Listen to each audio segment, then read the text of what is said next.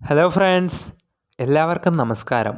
ഇന്ന് നമ്മൾ LDC LGS police പരീക്ഷകൾക്കായിട്ട് പ്രത്യേകം പരിഗണിച്ച് പ്രധാനപ്പെട്ട ഒരു ടോപ്പിക്കായിട്ടുള്ള വാതക നിയമങ്ങളാണ് നോക്കാൻ പോകുന്നത്. ആദ്യമായിട്ട് ഗേ-ലുസാക്സ് നിയമം.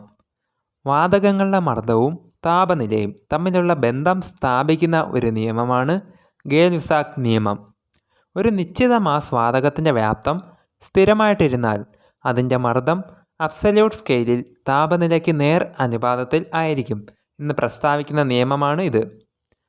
സ്ഥിരം വ്യാപ്തത്തിൻ്റെ ഒരു നിശ്ചിത പിണ്ഡം വാതകത്തിൻ്റെ മർദ്ദം കെൽവിനുള്ള ഊഷ്മാവിന് നേരെ അനുപാതത്തിൽ ആയിരിക്കും.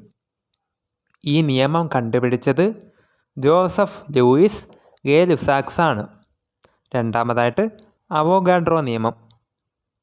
ഒരു മൂലകത്തിൻ്റെ 1 ഗ്രാം അറ്റോമിക മാസ് എന്നതിലെ ആറ്റങ്ങളുടെ എണ്ണം ആണ് അവോഗാഡ്രോ സംഖ്യ. താപനില, മർദ്ദം ഇവ സ്ഥിരമായിട്ടിരിക്കുമ്പോൾ വാതകങ്ങളുടെ വ്യാപ്തം തന്മാത്രകളുടെ എണ്ണത്തിന് നേർ അനുപാതത്തിൽ ആയിരിക്കും.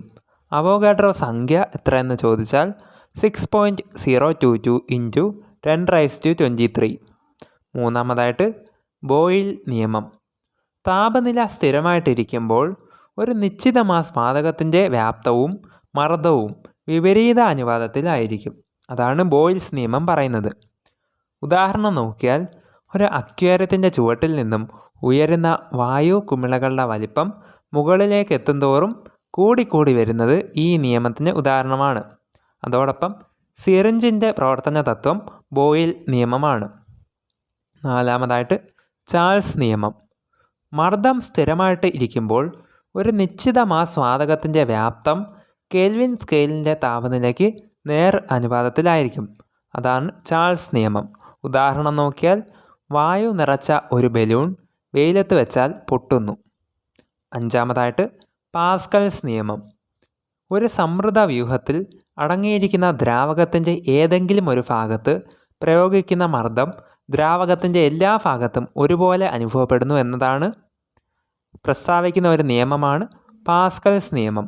ഉദാഹരണം നോക്കിയാൽ hydraulic brake, hydraulic jack, hydraulic press, മണ്ണുമാന്തി യന്ത്രം, ദന്ത്യസിൻ്റെ ചെയർ, ഫ്ലഷ് ടാങ്കിൻ്റെ പ്രവർത്തന തത്വമെല്ലാം പാസ്കൽസ് നിയമത്തിൻ്റെ ഉദാഹരണമാണ്.